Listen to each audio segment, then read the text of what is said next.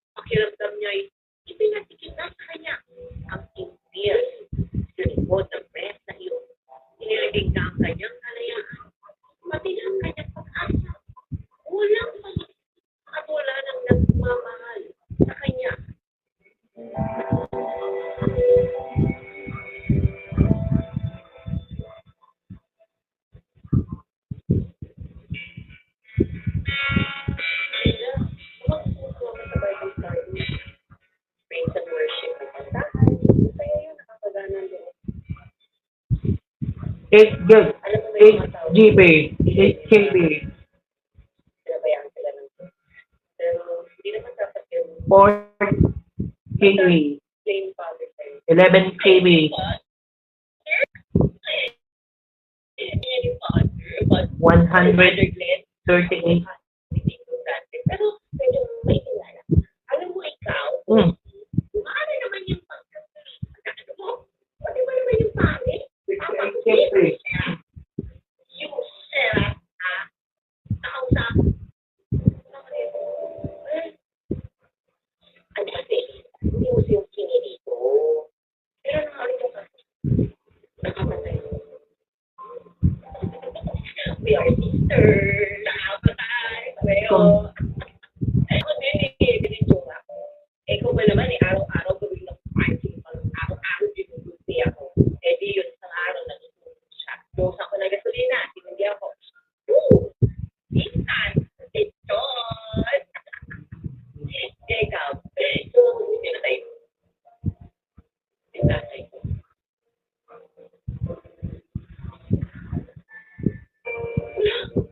Tatay mo talaga?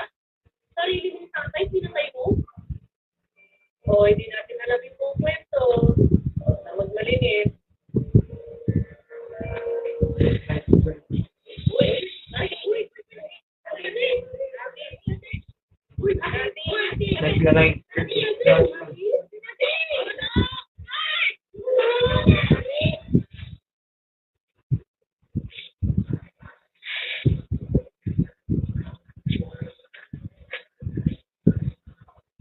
Nasa infirmary pa si Nati. Pumakas yung presyon niya. Iba ang gutong pwede. Ano pa niya? Nakapatay. Double murder. Alam mo, itong taon na ito, anong sentence siya? Bitay. Na-rape yun. Pinatay niya yung soy ng chat. Na-rape siya ng soy niya. Kinampihan ng asawa. Kinulpi pa siya. Hindi lang yun. At yung anak niya sa pagkakalaga, kinuha ng pamangkin niya. Lagi daw sinasaktan. Okay? Mamamatay na lang siya, hindi niya makikita yung anak niya. Alam, pareho talang kami ng kapalaran. Kung ipakita ang mga kapatid ko. Pero sabay sila nung bumalik. Kaya ako yung naiwan. Ako yung nag-aasa ng papa ko.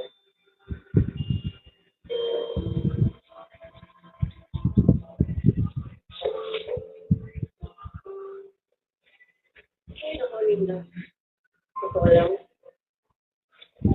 Hindi ko alam kung sino ang mas kawawa sa akin. Kung yung mga nakalibing sa cemetery, kahit patay na sila.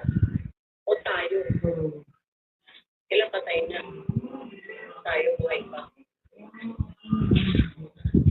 Yung kaluluwa natin. Semana Santa, sabat pa kailan ma? Ang puso natin. Unti-unting namamatay.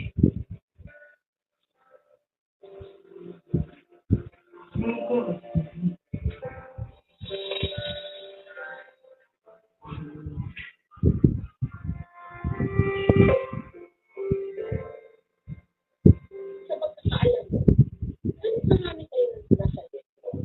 Nasa po. For yung mga kababatay. Bukod pa rin sa mga lalaki. At isa ka nga doon. Ano ang kababatay? September 3. Paano iniisip ko? Ano ginagawa ko? Sige nga, ikwento mo na.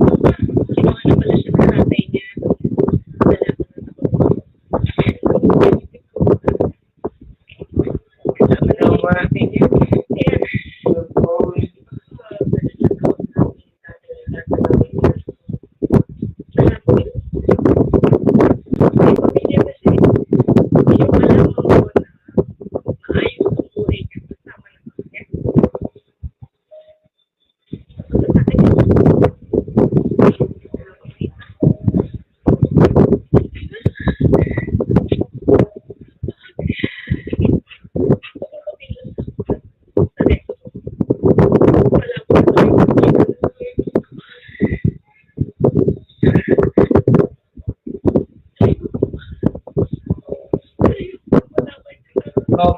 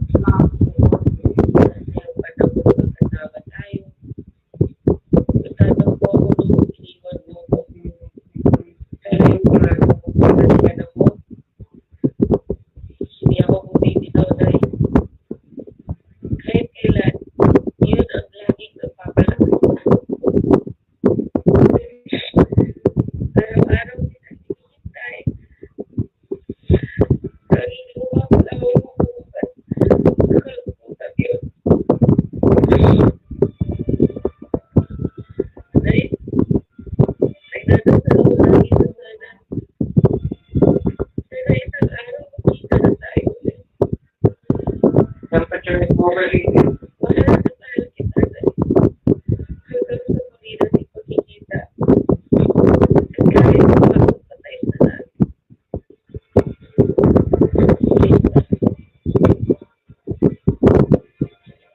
Soften factor.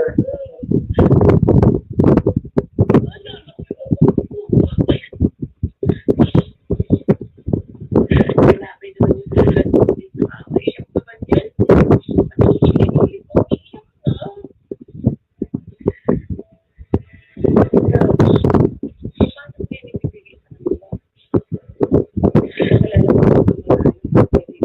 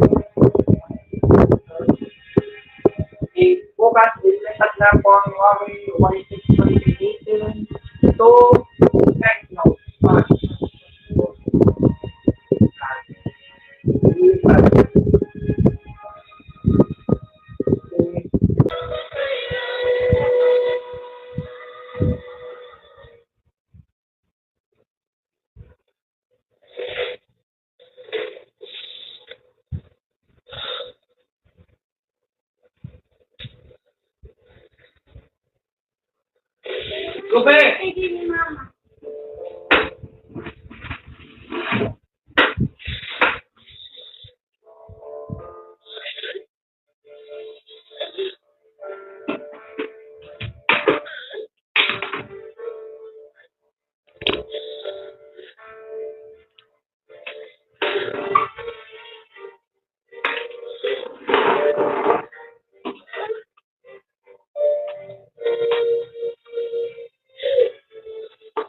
Minsan pa nagsita. Goyan.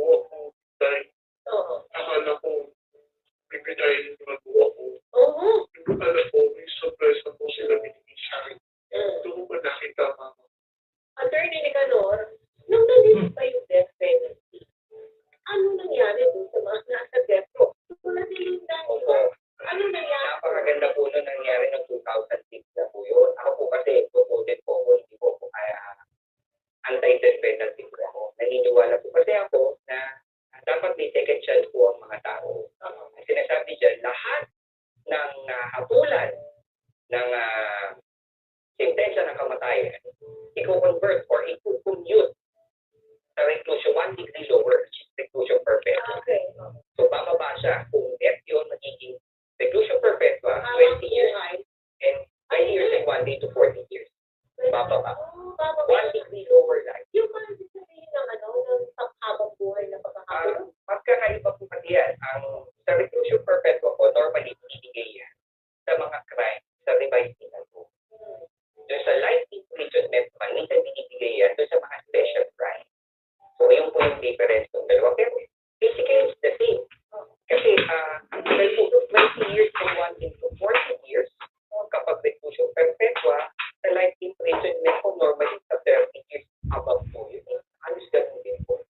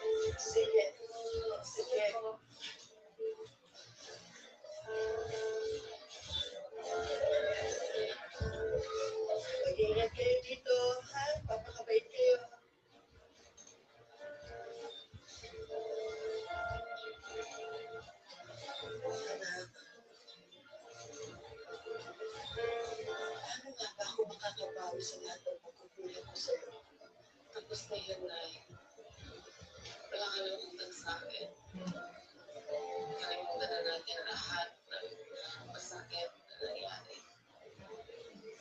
Tulungan mo akong bumawa. Hinihintay ka na ng kapatid mo sa dito. Ang pangako ko sa'yo, anak.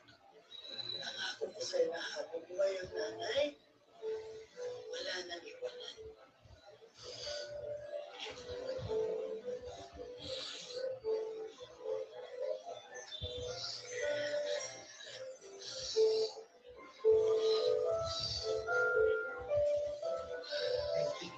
Napakabait kayo.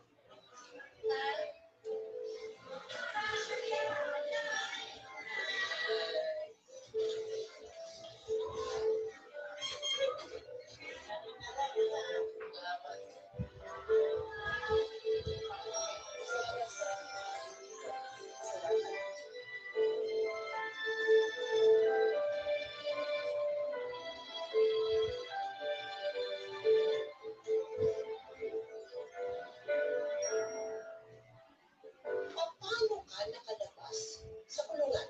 Hindi ba lumapit ka sa public affairs office? Si Antonio Costa po, pumunta po. Nilapita po siya. Siya rin ang tumulong sa'yo. Opo. Okay. Paglabas mo ng gate, ay, sino sumalapit sa'yo? Hindi, hindi ka puso. At saka, Pinating po. Wait. pinitin ko sa inyo, napaudarahan ka ba ng foundation? Napagawin ka ba? Opo. Magaling ka na ngayon. Okay na lang po. Ano iniisip mo rin sa buhay mo? Ano bagay? Yun, siyempre, maano na yun, di ba? Sana po, meron na po ay sa trabaho. Pero, kapag papupuhay ko na sa pag-umpisa po muli. Naman ako na magpapagpapulong sa nanay ko. Sa maraming taon. Maraming salamat sa iyo na pumayag ka na ating silipabawin ng isang buwan kung patuloy ng sa'yo. Thank you very much. And talagang patuloy ang tanan. Opo. Thank you. Masalimuot ang pinagdaanan ni Gilda mula pagkabata hanggang sa siya ay nakulong. Marahil ang lahat ng ito ay nagsimula dahil sa pagkakahiwalay ng mga magulang at pang-aabuso ng kanyang ama. Oo nga't hindi ito dahilan para tayo gumawa ng anumang klase ng buhay. Pero sa ganang atin, kung ang isang bata ay lumaki sa isang tahanan ng makayapa, puno ng pagmamahal, at sila'y naturuan ng tamang asal at moral values, hindi aawat sa ganito ang kinabukasan ng ating kabataan. Kaya sa aking mga kapwa-magulang at sa aking ka-millennials, pati na yung mga Gen Z at Gen Alpha dyan, naway lahat tayo ay manatiling nasa tamang landas. May kumpletong pamilya at habang buhay na kapayapaan. Mga kapuso, asahan po ninyo na sa susunod pang mga Sabado, patuloy kami maghahatid sa inyo ng pawang mga totoong kwento lamang na nagbibigay ng pag-asa, leksyon, at inspirasyon ngayon, bukas, at magpakailanman.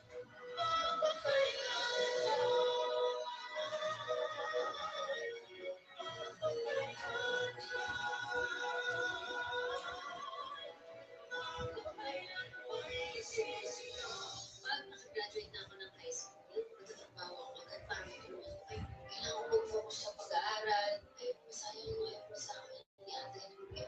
Nag-test ko ako. Ayos lang po kayo. Kahit maging dalawa lang po. Sa sala ko lang kami okay. Pupuin namin ang pamilya namin. Anong cellphone? Bago man ang puso, sigurang ng kabataan. Dumating o sorry. Hmm.